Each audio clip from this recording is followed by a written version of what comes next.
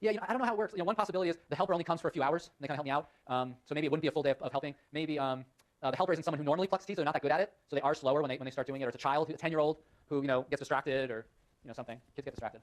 People get distracted. So I don't know. I'm not sure why, but it could just be that it's only part of a day or something that they work. Okay, that's another reason it's a lower bound. And then I just want you guys to give me one last view on this.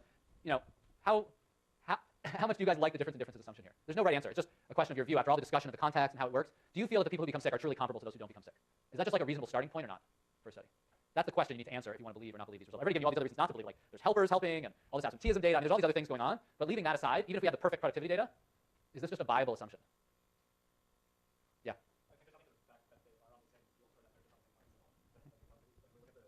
Yep.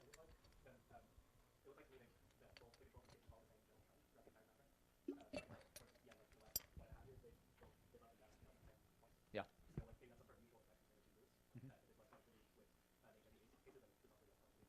Yeah, you're raising a really interesting point, which is sometimes called the issue of peer effects at work. Let me just explain this. There's some evidence, and in fact, the person, you guys may have taken this class from Enrico Moretti, my colleague here, has a series of papers on this, really using US data, which is, the clicker got in the way. Sorry. Enrico has data on a supermarket chain in the US, and supermarkets have all these checkout aisles. They could have 10, 12, 15 checkout aisles. And he knows how many items the checkout, the people working the cash register are running through that scanner per minute. And it turns out, if on my shift, people are slower, just the other people at checkout are just slower, they're just like not as fast workers, I tend to be slower. What's even cooler about that work is, because in the checkout aisle you only face one way, you only see the people you're facing.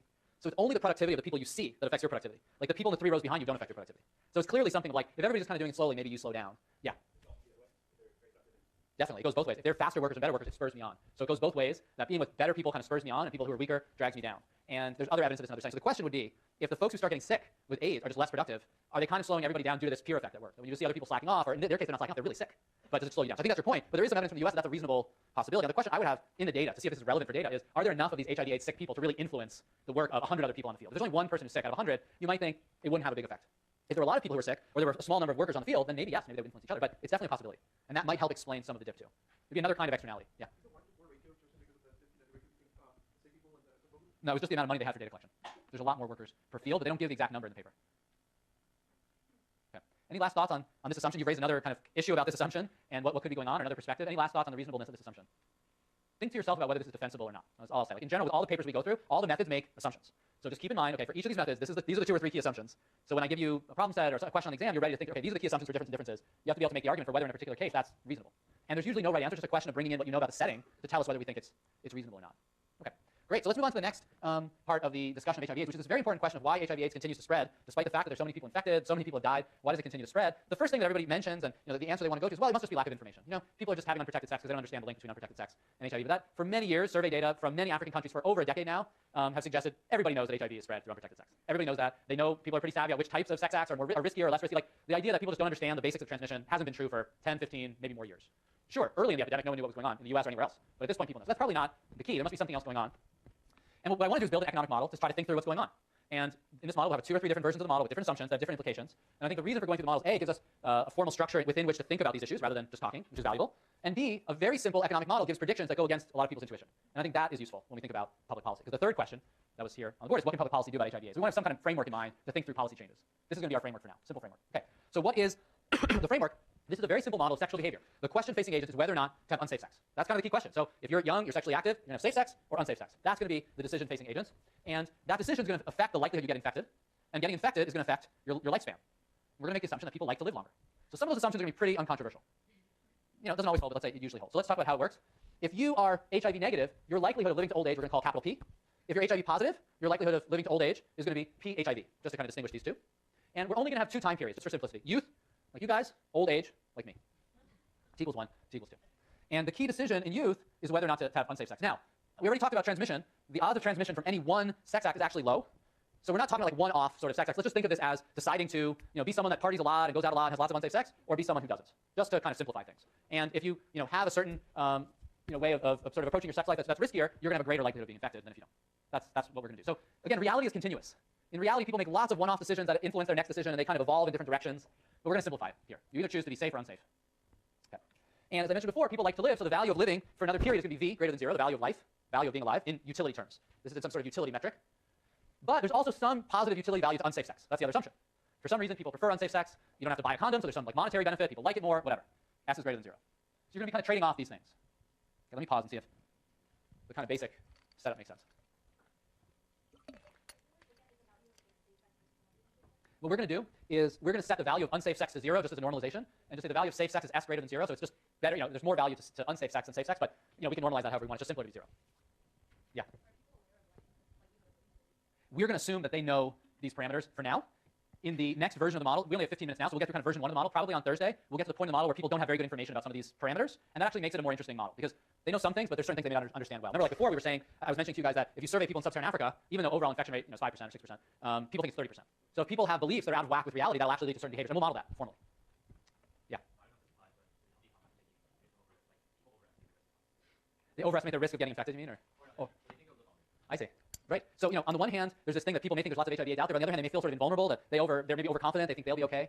We can model all that. We'll bring in some of those next time. But let's go through the basic model now. Okay, the last assumption is we're going to assume people start off in period 1 uninfected, and then their decisions in period 1 determine whether or not they get infected, and that determines whether they live to period 2. But you're going to start off uninfected. Again, I'll show you a variant of this model on Thursday where people start off maybe being infected, but they don't know if they're infected or not. That's a very interesting case because it changes behavior in a lot of ways. Okay, so simplest, economic, rational model. People are trying to figure out what to do. And we're just going to look at everything in expected utility terms. Everybody's risk neutral. We're not going to bring in risk aversion here. We could bring in risk aversion, doesn't matter. Just simplest linear utility function. My expected utility of having safe sex is the value of being alive in period 1, which is just V, plus, if I had safe sex, then I'm not going to get infected here. Just maybe I didn't explain that. Let me go back. Hold on. I didn't make clear. If you engage in unsafe sex here, we're going to assume you become HIV positive. And we can weaken that later. We will weaken that later. I should have said that. That's very important. If you have safe sex, you're going to be HIV negative. If you have unsafe sex, you're going to become HIV positive. Okay? So if I have safe sex, I live to old age with probability P. So my sort of lifetime utility is V plus PV. So it's just V 1 plus P. In most utility formulations you guys have seen, there's some parameter in there that I haven't put in there. What is that parameter? A discount factor over time. We're going to ignore that. We could bring that in. It's actually pretty interesting to bring it in because if there's differences across people in how they discount the future, it's really going to affect behavior here a lot. So that's like a really neat extension you can imagine that we won't do here, but if you want to, you can do that. And it might be worth playing with that on your own because all you'll do basically is put some sort of, you could put a beta before that second term, and if different people have different betas, if I don't wait the second period much, I'm definitely going to have unsafe sex today, right? I don't think much about the future. If I wait the future a lot, I'll be safer, right? So that's going to be the trick. We're going to ignore that because it's not really central to our point. Okay. That's the expected utility of safe sex. The expected utility of unsafe sex, and again, this was the assumption, this is where I was bringing it in. Assume unsafe sex always leads people to be HIV positive, and assume if you are HIV positive, you only live to old age with probability PHIV. Okay? So this is one way of understanding PHIV.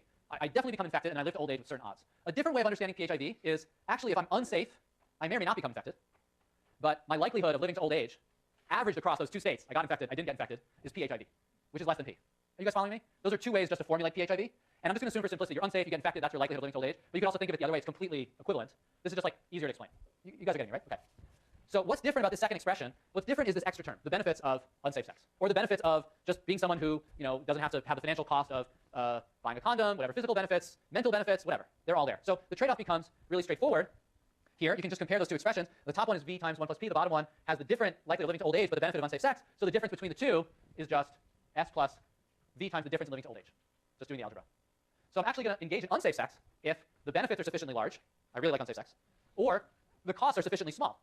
Like if it didn't affect my likelihood of living to old age, everybody would have unsafe sex in this model, right? If PHIV equals P, everybody would have unsafe sex, as long as S is greater than 0. Because there just wouldn't be any reason not to. Okay, let me just pause. You guys can stare at that for 1 minute. Any questions on this? I went a little fast because it seemed like you guys were following along. Go ahead. Okay. Everybody cover your ears if you feel like maybe you're not ready for this comment, but I'm ready. Oh, okay. What doesn't somebody say? There's a very simple way that would go into the model. What would happen to S? Would S go up or would S fall? S would fall. Because now the relative, remember we've normalized, this is the question before about, we've normalized the benefits of safe sex to be 0, so the relative benefits of unsafe sex have fallen. So a new product that means, unsafe sex isn't too much better than safe sex would actually reduce S and would lead to less unsafe sex.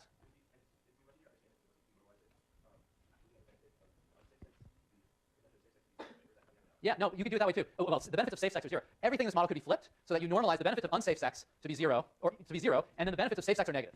You could totally do that. And then this idea, this new technology, this new product, would say, oh, it's not as negative as it was before. It isn't as bad to have safe sex relative to unsafe sex. So you could do it that way, and at different times when I've taught this kind of material, I've made it positive or negative. I mean, it's completely the same algebraically. You get the exact same expression here. You just get like a minus C instead of an S or something. Okay, any other questions or thoughts? Yeah, I think it's time for another clicker question in that case. And I want to kind of leave you guys off with this question, which is, in this framework, and we're going to come to this on Thursday, that's why I'm sort of asking this because it leads in. In this framework, imagine you could have good information about your infection status or bad information. Because I'm asking you to think ahead. Imagine if in the first period, I may be infected or I may not be infected. Okay, that's an extension of what we've done. Would providing more information to me about my infection status make me have more unsafe sex? less unsafe sex, so more safe sex? Could the effect go in either direction? Or you just don't know what I'm talking about? You can talk to your neighbor. Talk to your neighbor, please.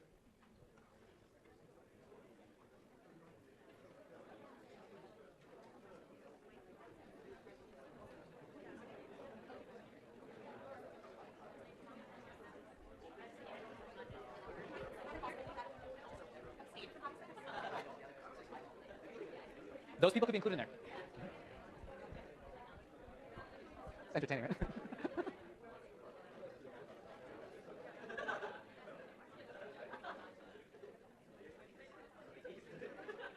Okay, so very interesting. I can see the answers as they come in. And we started with a lot of A's and B's, and they kind of migrated over to C over time, which is the right answer as you guys chatted. Can somebody in 10, 15 seconds give the answer for C? Or 20 seconds? Yeah. Well, it depends. If you consider to be a rational person, if they're interested or if they care about the effect on society too, you're self-interested and you know that every time you change yourself, you have no safe sex, you don't care if you affect others, you just want to have the most pleasurable sex possible. But if you are more concerned about society overall, then you're not care. Okay, so we've raised this really interesting question about when I find information, I may react differently based on my own preferences. That's one dimension, which we're going to model, and there's a second dimension. Yeah. Yeah, exactly. So your reference point matters, and the way I would sort of pull that comment is to say, your reference point matters. If you think you're infected and you find out you're not, you may react differently than if you think you're uninfected and you find out you're not, and vice versa. So the two dimensions we're going to talk about are differences in preferences and differences in infection status, and we're going to bring them to the model and see how information can either increase risk taking or decrease risk taking. We'll do that on Thursday.